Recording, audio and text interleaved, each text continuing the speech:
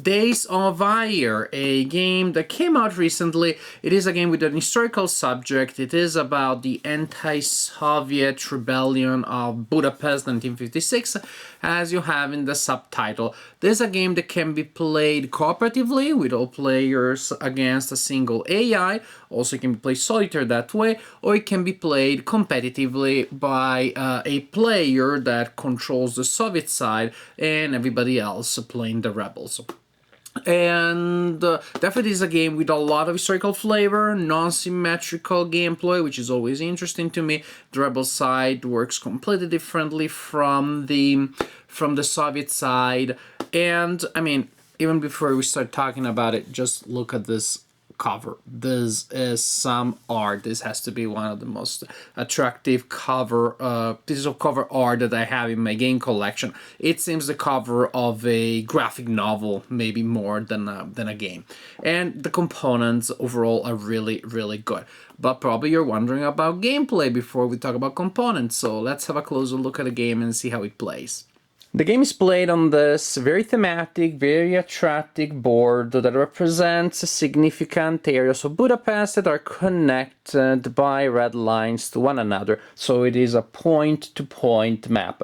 Each area is divided in two spaces, a space on the left in which event cards are placed, and then a place on the right in which you place playing pieces such as snipers and militia belonging to the State Protection Authority, and they're trying to stop the rebels.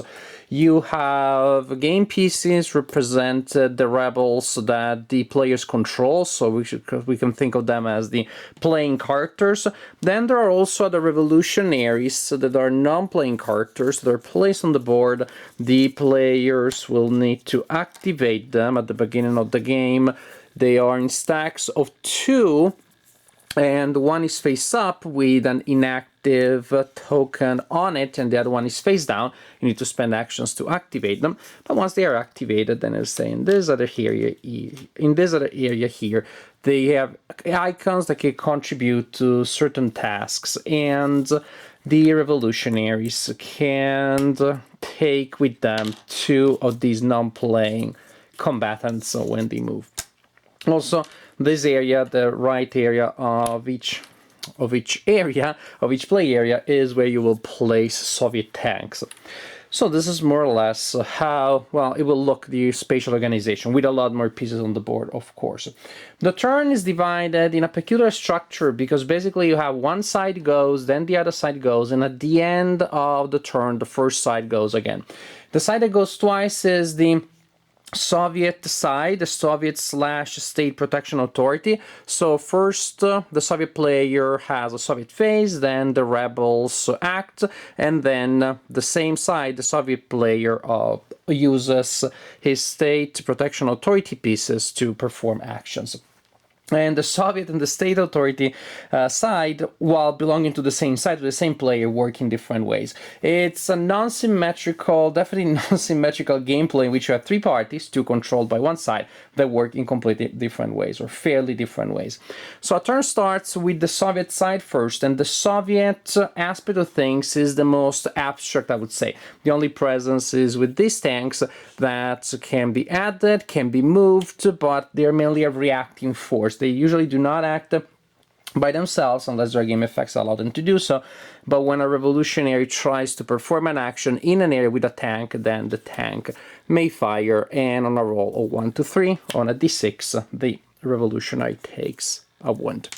So the Soviet player at the beginning of the turn needs to perform several tasks, and the game can be played cooperative or competitive. That means that the Soviet side may be automatized using a deck of cards that works a certain AI, telling you what the Soviet side does at the beginning of the turn, and then there's a procedure to resolve actions for the State Protection Authority at the end of the turn, while the actions for the revolutionaries always is the same. But let's talk about the competitive side.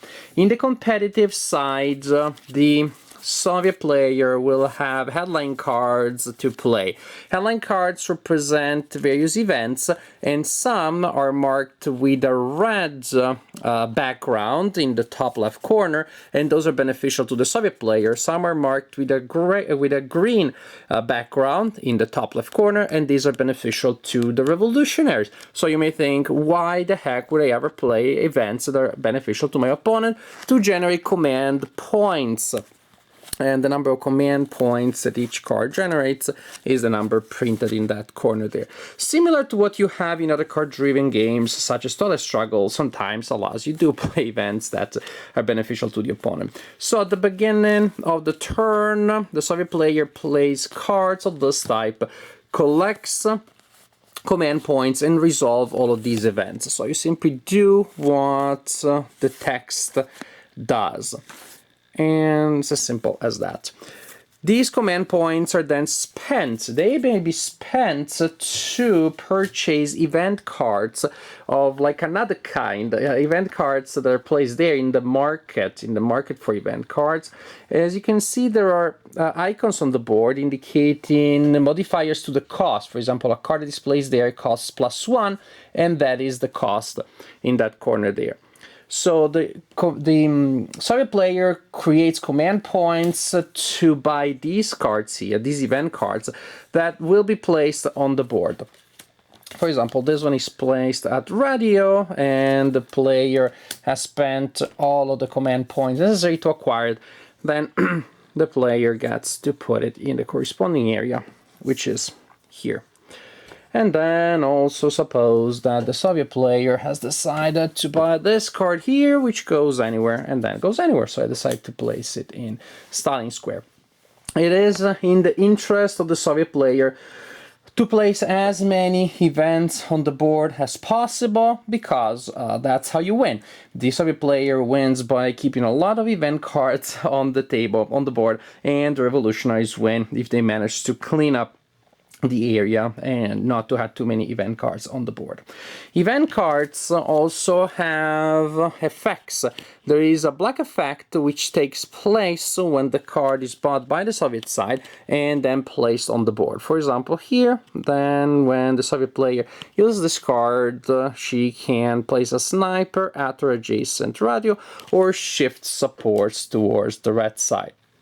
And support and morale are two important stats. Support gives cards to the Soviet player. Morale gives gives cards to the revolutionary. Also, if morale goes too low for the revolutionaries, they lose the game immediately.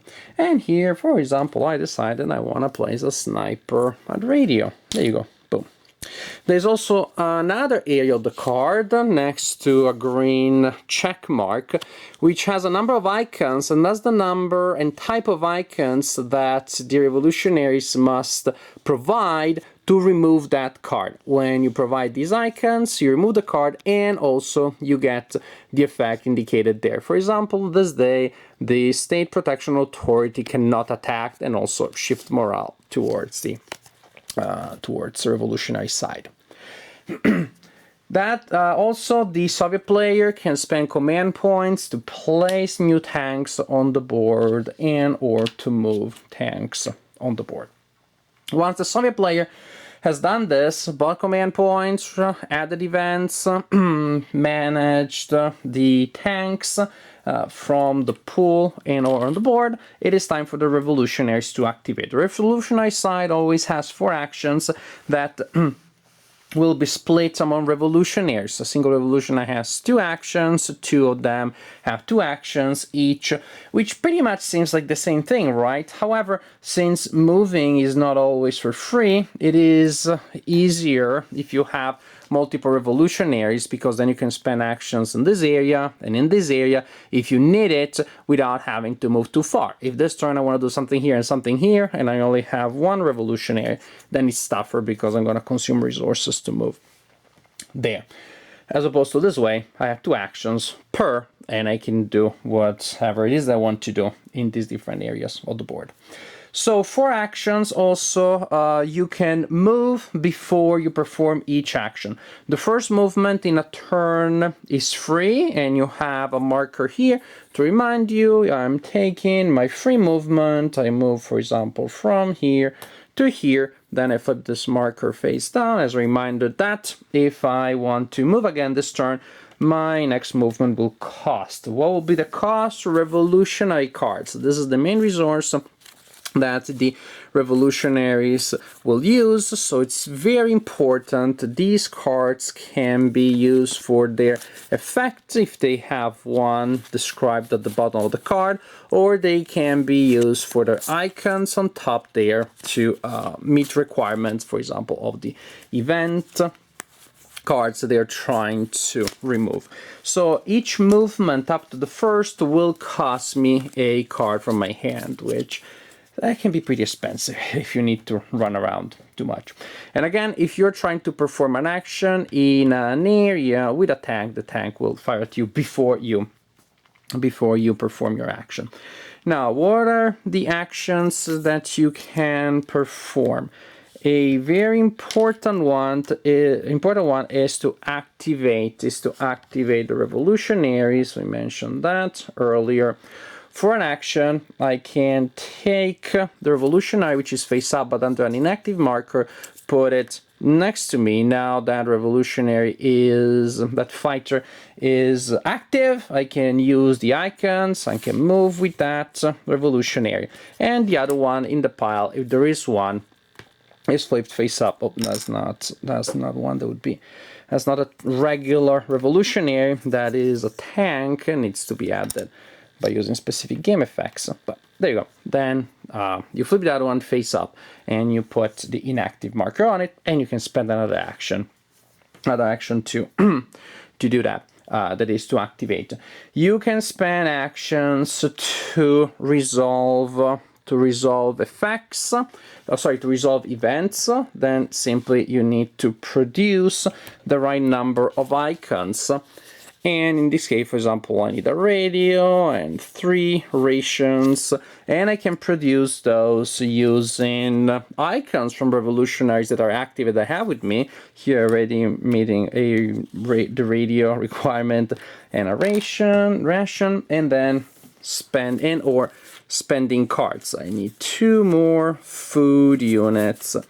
I could spend 2 cards that give me 8 for these 2 icons, and I'll be able to resolve that, get the corresponding event, and discard the card. This is a very important thing in the game. I can spend bullet resources. To attack State Protection Authority. I can use 3 Molotovs to destroy a tank as showed there, which also will boost my morale. I can use actions to exchange cards between different revolutionaries, and I spend actions to activate, as I said, the actions that are described at the bottom of the card if I choose to use the card for the action instead of the resources on the top left. After the revolutionized side has performed their actions, the Soviet player activates the State Protection Authority by using these cards. It's a deck of cards, but you have to think of it as a pool of cards, meaning the Soviet player can pick and choose and play multiple cards in a turn. The problem is that during each State Protection Authority, you can either play cards or pick up all of the cards in your discard pile and put them back in your pool. So you cannot do both. So you have to time the cycle well, because you may find yourself stuck without actions at an important moment. So you may hedge your bets and actually be a little too slow, and then you do not, not there to react when it's needed. So cycling through the actions is an important thing. Also, there are game effects that allow the Soviet player to get cards back from the discard pile to the pool, but that has to be done early in the turn during the Soviet phase. Once the State Protection Authority starts, you have what you have and you don't get upset, and either you play any and all those cards or you get them all back without doing anything else. And these cards are pretty self-explanatory, allow you to move militia, move snipers. These are the 2 units of the State Protection Authority. and after you move to attack with those units. The strength point is indicated on the counters. You roll 2 dice. If the lowest result is equal to or lower than the total strength that you have there, for example in this case 4, you inflict a hit. If the sum of the 2 dice is still equal to or lower than the total strength that you have there, then inflict 2 hits on the revolutionaries, and the hits may result in wounds on the revolutionaries, may result in loss of the fighters, in loss of barricades. That's the player, the revolutionary player may have built, so that also hits would destroy that. So there are various ways in which the revolutionary side may absorb hits. And that's how the turn works. The Soviet side with command points, events and tanks, revolutionaries running around, eliminating events, recruiting people, and so on and so forth. Finally, State Protection Authority moving around and attacking and trying to inflict hits. You continue like this until the end of the game, that is the end of the last turn, and at that point, if the revolutionary side has managed to clean the board enough so there are only 4 event cards or less on the board, then the revolutionary side wins the game. If there are more than 4 events on the board at the end of the game, then the Soviet side wins the game. Also, the game may end prematurely if one of the revolutionaries gets a certain number of wounds. That number varies with the number of players, but if one of the revolutionaries, one of the leaders is too badly injured, then the game ends prematurely. In a Soviet victory, also the morale of the revolutionaries goes down to 0. That's a Soviet victory. It is also possible for the revolutionary side to win early on by eliminating all enemy forces on the board. But I think that is going to be fairly unlikely. I don't see how that will happen very often. To be more accurate, to win early, the revolutionary side needs to eliminate all militia and all tanks. Snipers on the board are still okay, but still, it's a pretty tough thing to accomplish, I think. Components are great. The rule books, you have several. You have a general one that gives an introduction, setup, and historical notes. Then you have a different rule book for each mode of play. They do a very good job of explaining the game. Definitely, it is a game that, from the point of view of production values, has good ones, has good production values, and has been well structured.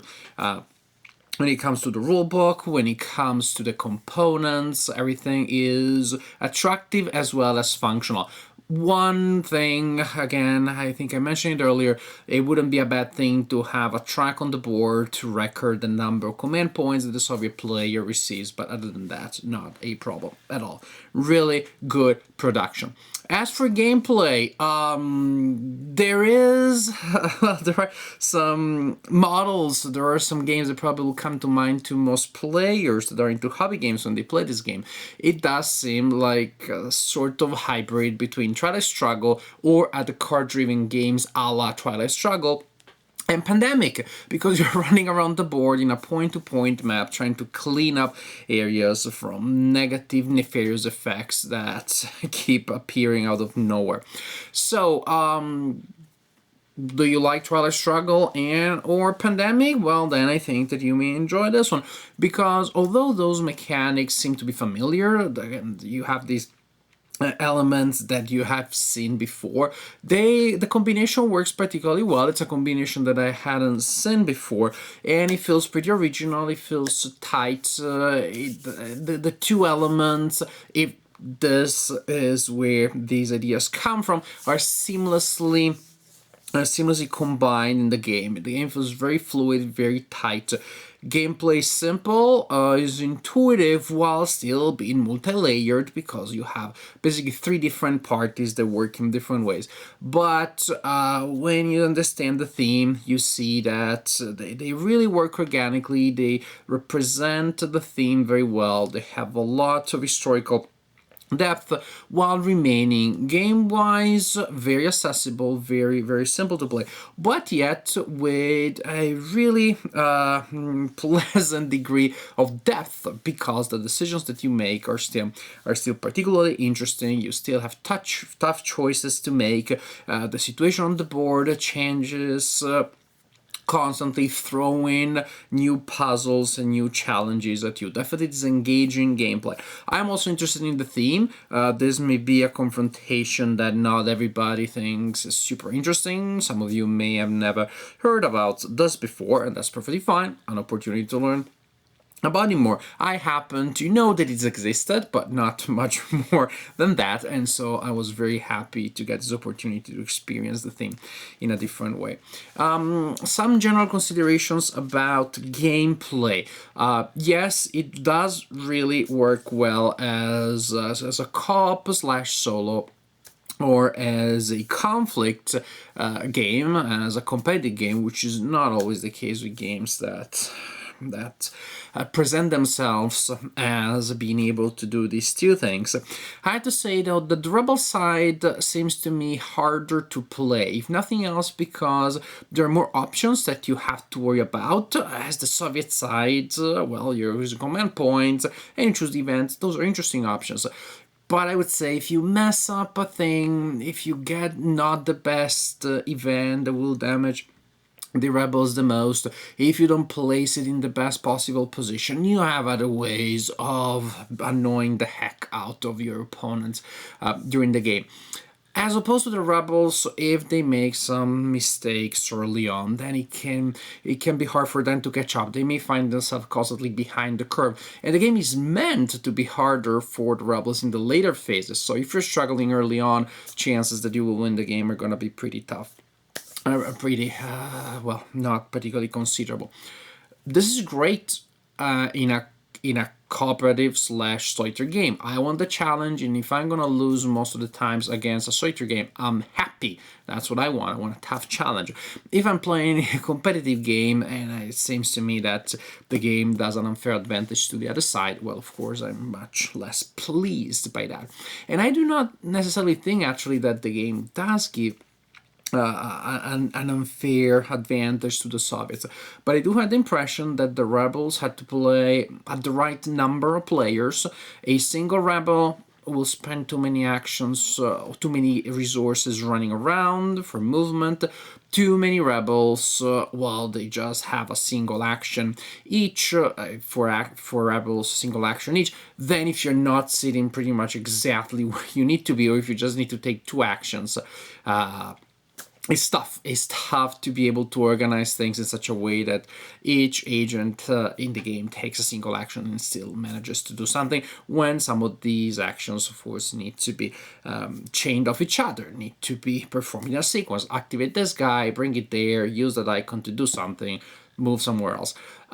If each rebel only has one action, it's tougher. So it seems to me that the ideal number of rebels will be 2 or 3, and still the game can be less easy, less intuitive to grok for the rebel player, and much more unforgiving. So it's okay if you have players with different skills when it comes to gaming. I guess that if you assign the rebel side to them, they should be able to have a nice challenge, and somebody who may be a little less familiar with advanced games will get the Soviet side, which again is pretty intuitive and a little more forgiving. And then you have the State Protection Authority, which is about move around and murder people, which is again something that, for good or bad, somehow we're all familiar with thematically from the point of view of gaming, of course. So overall, I really like it. I like the challenges it presents. I like the opportunity that it gave me to explore this topic here, and it does have a considerable degree of historical flavor. If you're a teacher, then this could be a game that really will help your students understand and become passionate about this topic. Even if you're not a teacher and you're just looking at the game, maybe you're not even interested, in the theme all that much. Then you have a game system that really feels solid. It really feels like there was solid playtesting done. The edges of the design has been smoothed, and although you have a lot of different moving parts, really, with 3 different parties and with card-driven elements and with the pandemic type of thing, yet they do go together well, and gameplay flows particularly well and definitely feels engaging and very enjoyable. Days of Ire, Budapest 1956. It's a game that looks good, plays well, has an interesting theme, so to me definitely a win on pretty much every front that I can think of.